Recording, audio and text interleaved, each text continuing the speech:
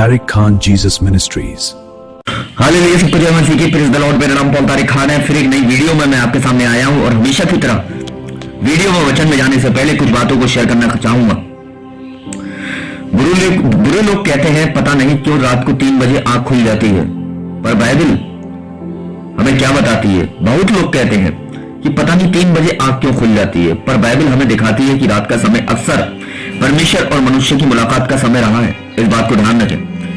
अगर हम देखते हैं वचन को, भजन संहिता 23 अध्याय, परमेश्वर मैं भोर होते ही तुझे ढूंढूंगा, दाऊद कहता है। समझ रहे हैं मेरी बात को आप? इसलिए जब आप सो रहे होते हैं तब शोर नहीं होता, जब संसार शांत होता है तब आत्मा सुनती है, और जब मन खाली होता है तब परमेश्वर बोलता है। रात का समय डिवाइन अपॉइंटमेंट, ईश्वरीय नियुक्ति का समय है। बाइबल में रात का समय प्रार्थना का समय रहा है। यीशु भी रात में प्रार्थना करते थे। वह पहाड़ पर चढ़ गया ताकि अकेले प्रार्थना करे। मत्ती 14 अध्याय 23वां वचन का। यीशु जानते थे कि दिन सेवा के लिए पर रात संगति के लिए। यदि प्रभु यीशु रात में प्रार्थना करते थे तो संभव है वे आपको भी उसी संगति में बुला रहे हैं। 3 बजे का समय आत्मिक युद्ध का समय होता है। बाइबल कहती है सावधान और जागते रहो, क्योंकि तुम्हारा विरोधी शैतान गरजने हुए सिंह के समान ढूंढता फिरता है। पहला पतरस 5:8 क्या कहता है मालूम है आपको? रात का समय कई लोगों पर डर लाता है, बेचैनी होती है, बुरे विचार आते हैं, लेकिन परमेश्वर चाहता है कि आप डरे नहीं, उठें और प्रार्थना करें। शैतान आपको जगाता नहीं है, परमेश्वर आपको खड़ा करता है। परमेश्वर अक्सर शांति में बोलते हैं, शोर में नहीं। स्थिर रहो, जान लो कि मैं भी परमेश्वर हूं। भजन संहिता 40 अध्याय 10वां वचन कहता है। दिन में फोन, काम, लोग, चिंता, इस सब में परमेश्वर की आवाज दब जाती है। रात को 3 बजे कोई डिस्ट्रक्शन नहीं, आत्मा संवेदनशील होती है, परमेश्वर दिल से बात करते हैं। ये समय आपके जीवन की दिशा बदल सकता है। बाइबल में कई बुलाहटें देखो जो रात में मिली। शुमैल को बुलाहट रात में मिली थी। याकूब ने रात में ही परमेश्वर से संघर्ष किया। पौलुस को दर्शन रात में ही मिला। रात का समय अक्सर नई शुरुआत का समय होता है। अगर 3 बजे आंख खुलती है तो ये क्या करें? सोने की कोशिश मत करो, तुरंत 3 कदम उठाओ, परमेश्वर को धन्यवाद दो। प्रभु आपने मुझे जगाया, मैं तैयार हूं। आपने अपने जीवन को समर्पित करो, मुझे मार्ग दिखाइए, दूसरों के लिए प्रार्थना करो। ये समय इंस्ट्रक्शन का होता है। परमेश्वर आपको किसी के लिए खड़ा करता है। ये बोझ नहीं, ये सम्मान है। ये कोई नहीं जगाया जाता, हर कोई नहीं जगाया जाता है, और किसी को ये समय नहीं मिलता है।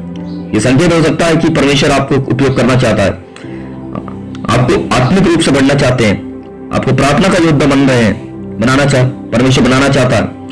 अगर आपकी आंख रात में 3 बजे खुलती है तो ये सिर्फ नींद टूटना नहीं, ये संभव है कि स्वर्ग आपको बुला रहा है। इसे समस्या मत समझो, इसे बुलाहट समझो। तो मैं बताना चाहता हूं, हालेलुया, रात का समय आपको परेशान करने के लिए नहीं, बल्कि आपको परमेश्वर की ओर करीब लाने में आया है। तो मैं बताना चाहता हूं, हालेलुया, जब सो रहे होते हो तो परमेश्वर काम कर रहे होते हैं। मुख्य विचार, रात का जागना परेशानी नहीं, यह आत्मा की जागृति हो सकती है। रात का सन्नाटा परमेश्वर की कार्यशाला। दिन में हम काम करते हैं, पर रात में परमेश्वर हमारे अंदर काम करता है। इस बात को हमेशा ध्यान रखना। हालेलुया। दुनिया शांत होती है, मन रुक जाता है, शोर खत्म हो जाता है, तब परमेश्वर दिल को छूते हैं। रात का समय करेक्शन और डायरेक्शन और कनेक्शन का समय होता है।